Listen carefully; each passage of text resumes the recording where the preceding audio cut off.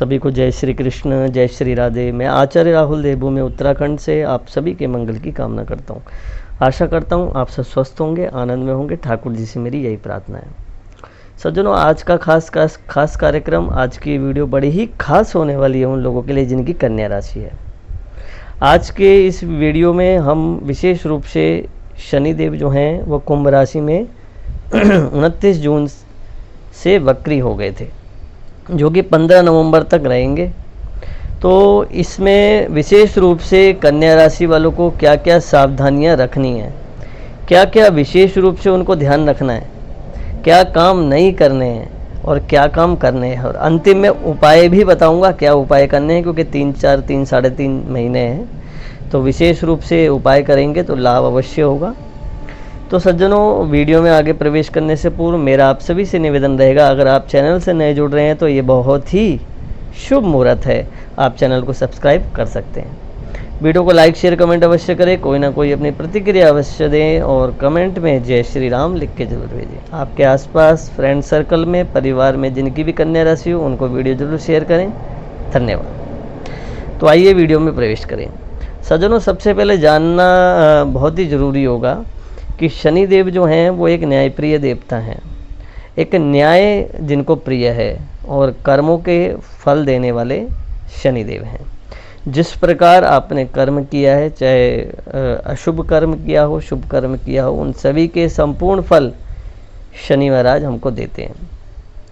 तो विशेष रूप से कन्या राशि वालों के लिए सबसे सावधान करने वाली अगर मैं बात बताऊं तो बुरी आदतों से दूर रहें। विशेष रूप से अगर कोई ऐसे अवगुण हैं, कोई ऐसा ऐब है आपके अंदर जो आपको गलत मार्ग पे ले जा रहा है, गलत दिशा की ओर ले जा रहा है आपके जीवन को, तो आप सतर्क हो जाएं। अगर कोई गलत संपर्क है, बुरी आदतें हैं आपके अंदर, या गलत लोगों के साथ आपका रहना होता है, तो विशेष रूप से ध्यान रखें। आपको इस समय इन 3-4 महीनों में बहुत ही सावधानियां रखनी है। किसी भी गलत मुद्दों पे ना पड़ें, किसी भी गलत व्यक्ति का साथ ना दें और किसी भी गलत व्यक्ति के साथ ना रहें। बहुत ही सोच समझ के कार्य करें, और अगर आपके अंदर कोई दुर्व्यसन है तो आप ना करें, बहुत ही अवॉइड करें। इस चीज़ का ध्यान रखें। स्वास्थ्य को लेके बड़े ही एक दिनचर्या का विषय अपना बनाएं।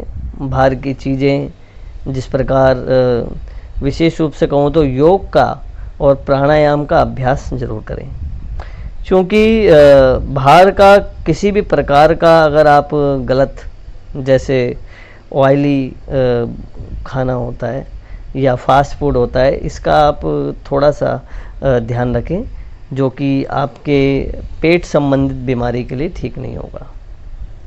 इसमें घबराने की आवश्यकता नहीं है, बस आपको अपना एक शेड्यूल बनाना है।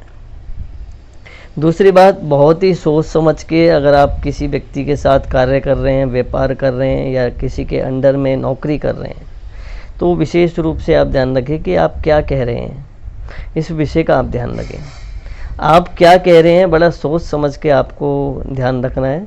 और विशेष रूप से आपको अपनी वाणी पे संयम रखना है। बहुत ही सोच समझ के, चाहे व्यापार के क्षेत्र में आप कोई भी डील कर रहे हैं, तो बहुत ही सोच समझ के आपको अपने बुद्धि का परिचय देना है। बहुत ही शांत स्वभाव और बहुत ही सावधान तरीके से आपको अपनी सारी बातों को दूसरे व्यक्ति के आगे रखना है। इसी के साथ साथ, अगर जैसे मैंने पूर्व में कहा, अगर आप बुरी संगत में हैं, क्योंकि व्यक्ति को सब पता होता है कि अंदर से क्या सही है क्या गलत है, तो हम कई बार ऐसे कहते हैं कि हमें पता नहीं था, तो ये बात बहुत गलत है। ये सिर्फ बोलने वाली बातें होती हैं, व्यक्ति को सब पता होता है सही क्या है गलत क्या है। तो विशेष रूप से आपको ध्यान रखना है, अगर आपके आसपास फ्रेंड सर्कल में आप ऐसे व्यक्ति से जुड़े हैं जो कोई नशा करने वाला है या फिर गलत संगति में है, बुरी आदतें हैं, तो आपको ध्यान रखना है, आपको उन लोगों से सतर्क रहना है, दूर रहना है। और ऐसी कोई बुरी आदतें अगर आपके अंदर हैं तो थोड़ा सा ये समय जो है थोड़ा ठीक नहीं है, तो इन चीज़ों को अवॉइड करें। ताकि आपकी सेहत को लेके भी, और दूसरा सबसे बड़ी बात है कि आपके व्यापार और बुद्धि को लेके, शरीर को लेके, परिवार का माहौल को लेके, इन सब चीज़ों को थोड़ा सा आप अवॉइड करें ताकि ये सब चीज़ें ठीक रहें। इसी के साथ साथ धन के योग भी इस समय बड़े ही सुंदर दिखाई दे रहे हैं एक बनते हुए। अगर आप अपना व्यापार कर रहे हैं तो बहुत ही, अगर आप सावधानी से अगर ये कार्य करेंगे, अपना कोई भी डील करेंगे, किसी पे भी एकदम विश्वास ना करें। बहुत ही सोच समझ के अगर आप धन किसी को दे रहे हैं तो उसका बहुत ही सोच समझ के आप एक निवेश करें। अगर आप शेयर मार्केट में जुड़े हुए हैं तो बहुत ही सोच समझ के उसकी डील करें, या फिर अगर आपने किसी का पैसा ले रखा है या फिर पैसा दे रखा है तो उन दोनों विषयों में ही बड़ा सोच समझ के आपको चलना चाहिए। इसी के साथ साथ आपको एक महा उपाय इन 3-4 महीनों में करना है, क्योंकि 15 नवंबर तक का समय है। आपको क्या करना है, विशेष रूप से गणपति को बुधवार के दिन, बड़े ध्यान से सुने, गणपति को बुधवार के दिन दुर्वा चढ़ानी है, 11 दुर्वा। कई लोग पूछते हैं कि दुर्वा क्या होती है, दुर्वा घास क्या होती है, तो आप नेट में गूगल में सर्च मार सकते हैं।